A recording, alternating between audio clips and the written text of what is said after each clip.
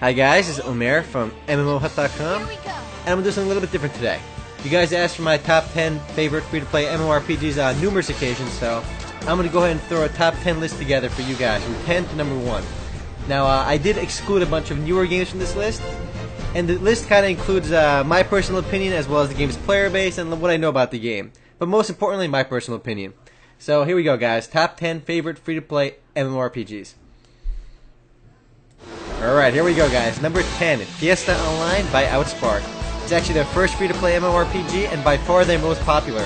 It's been around for quite a while now and has enjoyed numerous content updates. We got some gorgeous cel-shaded anime graphics and more. Alright guys, number 9, Fly for Fun or Flip for short. It's a free-to-play MMORPG by G-Potato, has been around for quite a while now. Level cap of over level 120 plus, you can fly around, which is the game's really unique aspect. You have a consistently updated game. Since release, it has enjoyed over 14 major content updates. You got PvP, dungeons, guild siege. Overall, lots to do. If you can look past the game's graphics, its aging graphics, it's still well worth checking out. Number 8, Grand Fantasia by Area Games. Now, this is yet another anime-inspired sleek MMORPG. It has really great graphics. It's simple yet fun gameplay. You have plenty of quests. One thing I've noticed is you won't be grinding a lot randomly because there's a lot of quests to do. The game has an awesome sprite system, which is the game's pet system, so a lot to do with that. From lots of mounts, flying and land-based, and a PvP arena for those that want to prove how elite they are. Now, Grand Fantasia is a great game for those looking for an anime-inspired title. And number 7, Maple Story, Nexon's flagship free-to-play MMORPG. Side-scrolling graphics, has been around since 2004. Easily one of the most popular games out there in terms of player base. Over 95 million accounts worldwide. One of my favorite aspects about this game is it's updated so often. Since 2004, the game has been updated regularly, and it's enjoyed so many new content updates. There are so many classes in the game. They just added the Cygnus Knights and the Iran and the Dragon Tamer now. There's just so much to do in this game. You got the big boss fights as you're seeing right now. It's just an overall complete game. You got the end game, plus there's a lot of little stuff in the game that make it great too. The game changed a lot since I first played it. There are now plenty of quests. It's not nearly as grind-oriented as it used to be. And you also have these neat little jump quests, which I really like in the game. They're like these platforming quests, and they've been around for a while, but they're still expanding on them. Maple Story is an overall complete game, but you have to look past its 2D graphics. Up next is number 6, Ragnarok Online, one of my first MMORPGs ever. It wasn't free to play when I played it, but I played on a private server along with half the player base. Nowadays though, the game is completely free to play under Gravity's new Valkyrie server, so you no longer need to play on private servers to play for free. The XP rate is pretty low on there, but still, it's on the official servers, it's a lot of fun. As you can see from the video right now, the game is still really popular. I'm in Frontera right now, it's packed still, playing the game's awesome music. So one of the awesome pros about the game, great music. Another thing worth mentioning, it has some awesome variety in terms of playable classes. You have 4 different job advancements and a rebirth system. There's just so much to do in this game. It's been around for so long, and it's a totally epic game. You can see from the video right now, the War of Imperium in the game has some of the most intense PvP of any MMORPG. Up next, number 5, Perfect World, published by Perfect World Entertainment. It was one of their first games and still easily one of their most popular games. It has gorgeous graphics. It has enjoyed numerous content updates since release. There's just so much new stuff being added to the game regularly. You have 4 playable races, numerous PvP options from territory wars, guild battles, to open PK. You have a countless different in-game mounts, from flying swords to regular horses, to elephants, to leopards, to lizards. You got everything. You got an awesome soundtrack in the game, plenty of crafting options, a merit system, and one of the game's most innovative aspects is by far its character creation. You just have so many options to play with the customization. You can make your character look like anything. It's by far the best customization of any game out there, both pay to play and free to play. Experience rate is a little bit slow, but if you can look past that, the game is excellent, plenty of quests, and a lot to do. Alright, we're in the top 4 now, and number 4 goes to Allods Online, a relatively new MMORPG by G-Potato with gorgeous graphics that closely resemble World of Warcraft. The game has many unique monster designs, a unique Astral Battle PvP system, in-depth storyline, plenty of quests. This is one of those games where you won't be grinding, and instead you'll be following a quest line throughout most of the game. There are just so many quests in this game that you'll get one after another. Your quest journal will be full and full. It has many playable classes with over 20 different archetypes in the game. The game world is beautifully designed. It has that cool steampunk look to it. It's a solid interface. And one problem the game had when it first launched was a problem with the cash shop, but G-Potato largely addressed that issue.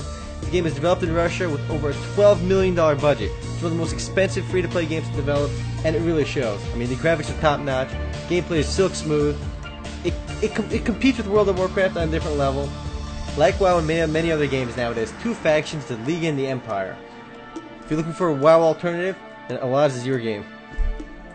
Up next, top 3, Atlantica Online by Endors. Now for sure this game belongs on top 3 list because it's so incredibly unique. And if there's one thing really missing in the free-to-play MMORPG scene, is really uniqueness, because so many games copy each other nowadays. But Atlantica Online is really innovative. It plays a lot like traditional RPGs because it's turn-based. You walk around, you bump into enemies, and you go right into battle. It's turn-based combat, but it works remarkably well. It's not slow-paced either. You can add others to your party and get huge battles between boss fights and players now. The game has a whole bunch of playable classes through the game's mercenary system, so there's plenty of variety to be had. And the game has some of the best graphics out there. The graphics are absolutely gorgeous. The game world itself is massive as well. Quite large, a lot to do, plenty to explore. And I ignore the Final Fantasy music playing right now. It's not from the game, but you can see from the video right now. It's just a massive battle going on between this boss. The game has a lot to offer. It's one of the only few unique MMORPGs out there now. If you're looking for a turn-based game or just something new to try, then Atlantica Online is your game.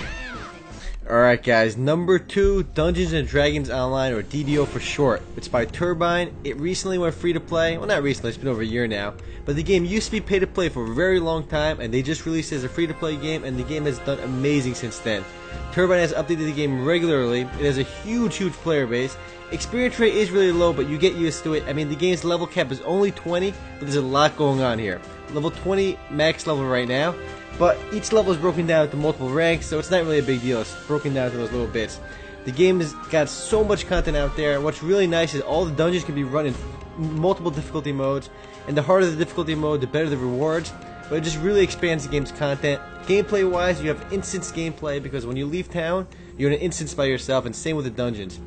What's really amazing though is that when the game went free to play, the game's player base just exploded. I mean, before then, when it was pay to play, the game was almost ready to be shut down. But Turbine took the risk, they made it free to play, and the game has been amazing since then.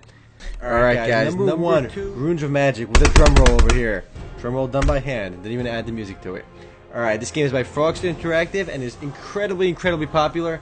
It looks a lot like World of Warcraft, that's not a surprise. The game can be classified as a WoW clone, and it wouldn't be unfair to say that. The game's graphics are just like World of Warcraft, kind of like Alaz Online. But the game just has so much content. The reason I put Runes of Magic ahead of Alaz Online is because it's been out longer. It's got so much more content. The game has so many different raids in it, a lot of different classes, really incredible dual classing system. You can mix and match between classes to create a really unique character. I mean, the game's dual classing system is something that I really haven't seen in any other game. I'm sure it exists, but it's done really well. So many different places to explore. It has instances. It's really the best WoW replacement out there, and it's completely free to play. I mean, with all these awesome games out there, I really can't imagine why people pay for games like World of Warcraft. Well, I can, but you guys know what I mean. I'm just trying to say that the free-to-play games out there are just getting better and better every single year. Anyway, guys, these are just my top 10 favorite games. I'm sure some of you will disagree with it, but ultimately these are all great games, and I just encourage you to try them all. Also, guys, if you disagree with me, that's perfectly fine. Just tell me which are your favorite games below. Ultimately, what I'm trying to get out of here, all 10 of these games are amazing. They're all well worth checking out. You can learn more about all of them or play them yourselves just on the link below really quickly. Read more about them, more screenshots, or just play them yourselves. Anyway, guys, this was Omer from mmorpg.com. Later.